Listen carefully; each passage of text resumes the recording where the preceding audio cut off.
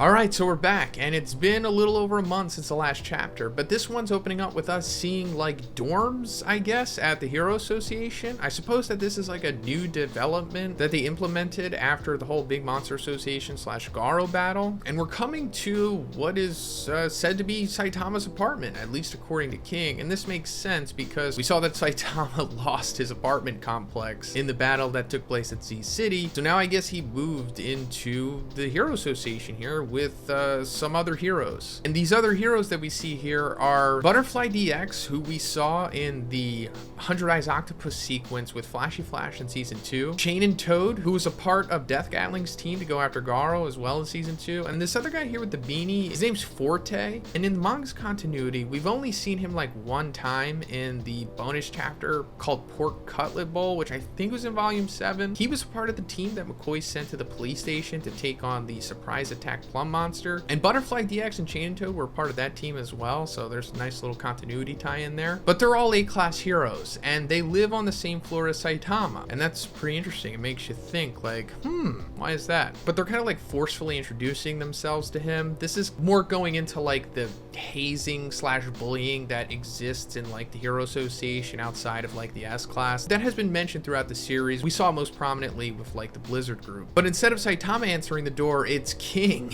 And, you know, of course, King scares them because King is King. But he says that he came to visit the guy that lives there as well. And then he says, you know, I wonder where Saitama went. And that's how we know for sure that this is Saitama's new apartment. But anyway, we're coming back to Ground Zero at Z City. And we see like this Hero Association helicopter tracking down Pig God, who is also there. And it's really interesting how this sequence is playing out because we're seeing like the Hero Association being pretty aggressive with how he's talking about Pig God. Like, good thing we put a tracker on him. What's he doing at the Monster Association Disaster Zone from the other day? And we also see like he brought an A-class hero with him who's rank 35 named Air, and he's like, you brought me here just in case something like this happened, didn't you? I'll take care of capturing Pig God. But first, let's talk about the sponsor of this video, Manscaped, the global brand for men's grooming and hygiene products. So I actually really like this company, and they sent me some pretty cool stuff here, like this, the lawnmower. This is Manscaped's 4th generation electric waterproof trimmer with advanced skin-safe technology, which reduces nicks and cuts on the most sensitive regions of the body. The Lawnmower 4.0 trimmer also has a super smart cordless charging system, which is pretty sick, and it has LED lights on it to show you how much juice you have. And apparently it lasts up to 90 minutes with a full charge. So aside from that, they also sent me this Crop Reviver, which is a ball toner. So I guess it's like for before a date or something. But there's also more ball stuff here because this is Crop Preserver Ball Deodorant. But for a limited time, you'll get all of that plus 2 free gifts like this, the Shed travel bag, which is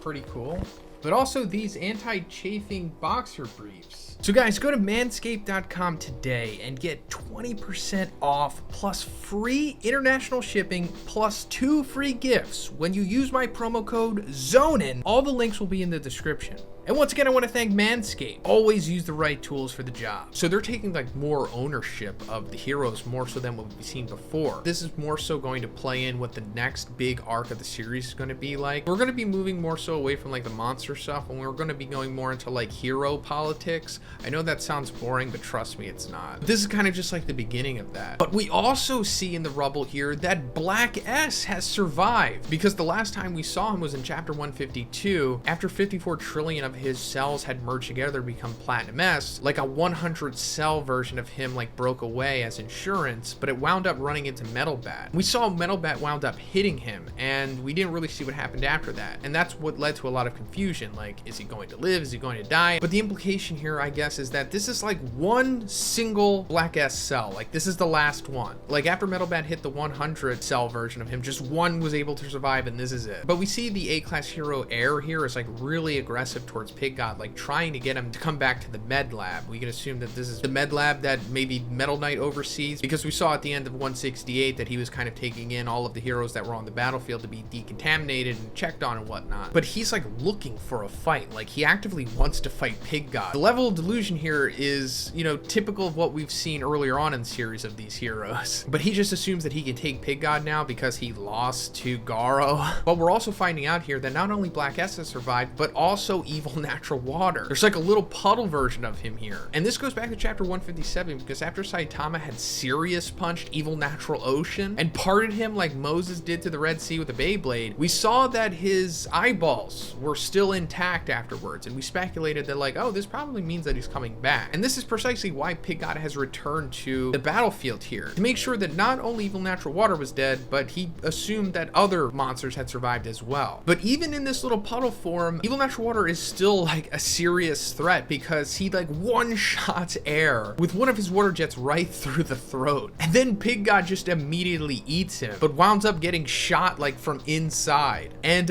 Pig God just shakes this off, because Pig God has like regenerative abilities. Like this was originally mentioned in the manga, but then it was like retconned and then later added to a bonus chapter for some reason. But yeah, like his fat has like regenerative properties. I'm not sure about his organs that are getting messed up here, but I guess it doesn't matter. Like Pig God's just gonna be fine. Like he's just gonna eat some ramen apparently, and then he'll just regenerate from this. So yeah, evil natural water's dead now thanks to Pig God. Then we come back to Black S, who's like observing Saitama rummaging through the debris in Z City here, because he's looking for like his apartment. We saw him doing this with Genos at the end of the previous chapter. And when Black S spots him, he realizes that Saitama was the one who zero punched Garo. And this is really important, because now this means that like Black S is one of like, I don't know, 2 or 3 characters that knows the truth of what had happened. I mean, obviously Genos knew, but outside of that, everyone else is kind of under the assumption that it was Blast who defeated Garo and then just dipped out. But the twists don't stop there, because as Saitama like pulls up the portion of his apartment complex that has his apartment in it, suddenly Rover pops out of here and we see Genos hold him up. But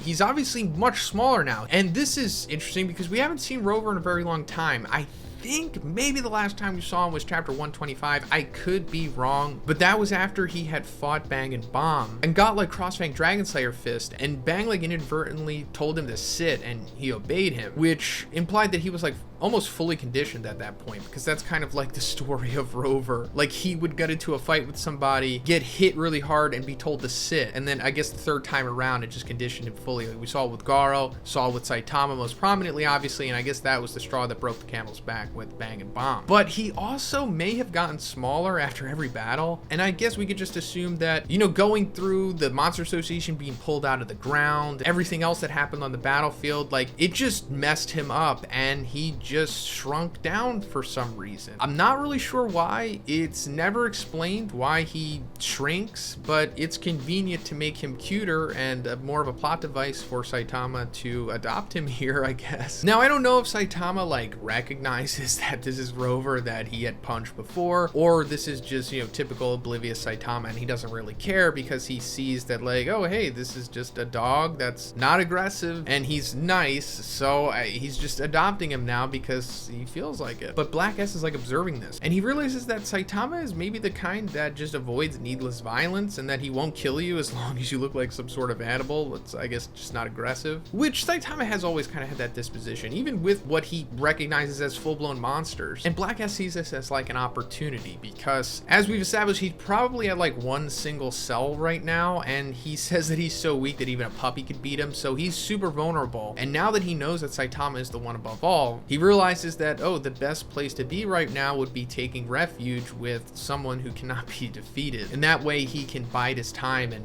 eat more and build up his cell stock. But also at this time, Genos conveniently says that he has things to take care of at Hero Association headquarters, and he leaves. And then right after that, Black S appears in front of Saitama at the very end of the chapter, seemingly acting like an animal or something. So what is Black S scheming here? Well, I'm not entirely sure, but I assume that he's still 100% a heel. Like, I don't think he's having a face turn here. Like, he may seem more affable to the audience for the foreseeable future, but I do think that he is up to no good. Like, once he regains enough of his strength, gets back to his normal state, or maybe even surpasses that, I think that eventually he will become one of God's like main disciples, because it's kind of subtly implied that he may be like a primordial monster. Like, he was directly made by God, kind of like how Sage Centipede was, or at least that's my theory on him. As for Rover, the verdict's still out. He's kind of having a face turn here, I guess, because he's not really that intelligent. He kind of just needs ownership and commands, if anything, but I wouldn't be surprised if Black S like influences him later on as well to turn heel again. But yeah, that's pretty much it for this one. Let me know what you think is going to happen with Saitama, Black S, and Rover. And if you liked the video, guys, please give it a like and please subscribe if you haven't already. Have a great day, and I'll see you in the next one.